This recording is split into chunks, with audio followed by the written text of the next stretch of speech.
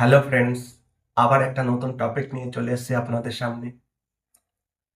Direct selling marketing এ, network marketing এ প্রত্যেকটা মানুষই নিজেকে বদলাতে চায়। অনেক এফোর্ট দেয়, অনেক অ্যাকশন নেয়, কিন্তু তারপর সে আবার পাল্টে যায়। আবার সে আগের অবস্থায় ফিরে যায়।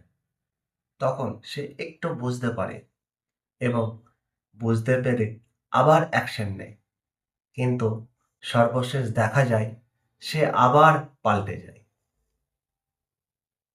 আর সে আবার আগের অবস্থায় ফিরে যায়। এই খেলাটা চলতেই থাকে।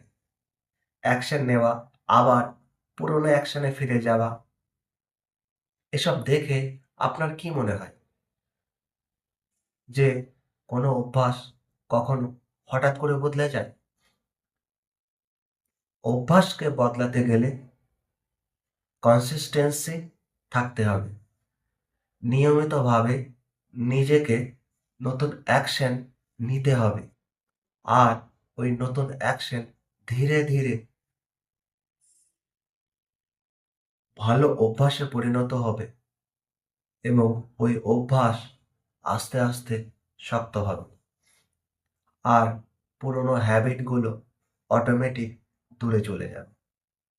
তো নেটওয়ার্ক মার্কেটিংয়ে গাইস, যদি আপনাকে পরিবর্তন হতে হয়, তাহলে আপনি যে বারবার পাল্টে যাচ্ছেন, যে সিদ্ধান্ত নিচ্ছেন, সেই সিদ্ধান্ত থেকে আবার সেই পুরোনো অভ্যাসে ফিরে যাচ্ছেন, তাহলে একটা কথা মনে রাখবেন, এটা নিয়ে ঘাবড়ানোর কোনো দরকার নেই। একবারে বড় কিছু করা সম্ভব নয়। ছোট, ছোট করে এগোতে হবে।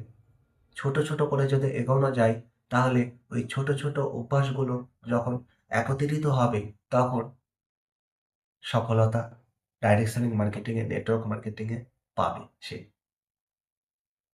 তো প্রত্যেককে আমার তরফ থেকে শ্রদ্ধা। এই বলে আজকের টপিক এখানেই শেষ। আশা করি এই টপিকটা আপনাদের প্রত্যেককে ভালো লাগবে। আমি আমার সাধ্যমতো আপনাদেরকে বোঝানোর চেষ্টা করলাম যে নেটওয়ার্ক মার্কেটিং এ যদি আপনাকে পরিবর্তন হতে হয়, তো ছোট, ছোট অভ্যাসগুলো কনসিস্টেন্সি ধরে রাখতে হবে। কারণ পুরনো অভ্যাসগুলোর সঙ্গে লড়াই করা যায়। পুরনো অভ্যাসের সামনে নতুন অভ্যাস রাখতে হয়। তাহলে পুরনো অভ্যাস অটোমেটিক